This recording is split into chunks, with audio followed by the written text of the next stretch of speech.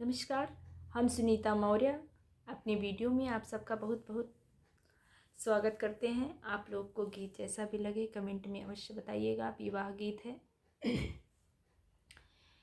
बड़े रे कठिन वासे सियाधिया पाले, रामा बियहि लई जाई हो।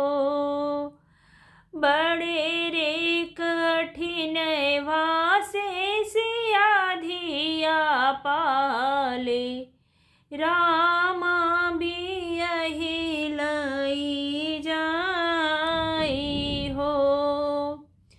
बाबा जे रोई अपनी महलिया, अरे मैया जे रामा रसोइया हो।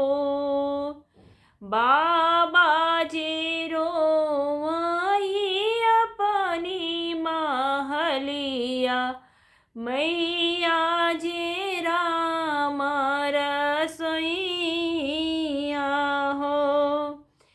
भैया जे रोई डोलिया पकड़ के, अरे सखिया सब माड़ों में रोई हो।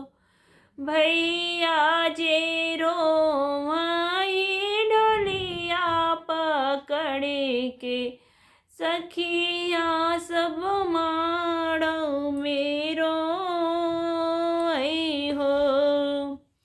जिनी रोआ मोरे बाबा अपनी महलिया, जिनी मैया रामा रसोइया हो। जिनी रोआ मोरे बाबा अपनी महलिया, जिनी मैया रामा रसोइया हो। जिनी रोआ मोरे भैया डोलिया पकड़ के, अरे जिनी रोआ सखिया मंडप ठाड़े हो।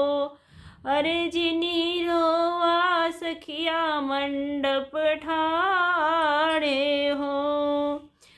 चुटे की सिंदूरा के कारण बाबा, अरे छूटल नहीं हर हमारे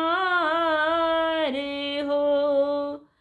चुटे की सिंदूरा के कारण बाबा, छूटल नहीं हर हमारे हो। एक लोटा पनिया के कारण ये भैया, छूटे हैं बिरना हमारे हो।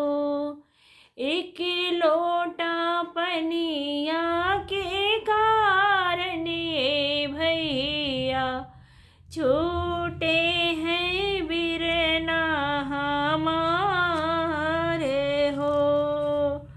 छूटल बचपन हमारे हो।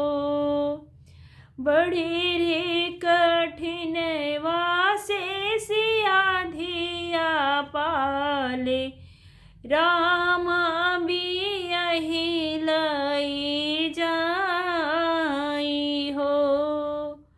बड़े रे कठिन वासे सियाधिया पाले, रामा बियहि लई जाई हो।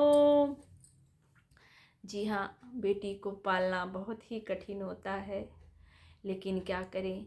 सब कुछ कहते हैं ना कि बेटी चाहे अमीर की हो चाहे गरीब की, उसे ससुराल जाना ही पड़ता है। माँ बाप चार चार बेटे को पाल लेते हैं और अपने घर में रख लेते हैं, लेकिन एक बेटी रखना सबके लिए भार हो जाता है। माँ बाप अगर चाहें रख भी लें, लेकिन आस पड़ोस के लोग जीने नहीं देते। ये समाज ही ऐसा है, एक दूसरे पर लांछन लगाने के लिए ये समाज बना है। लेकिन आप लोग को गीत जैसा लगे कमेंट में अवश्य बताइएगा। नमस्कार।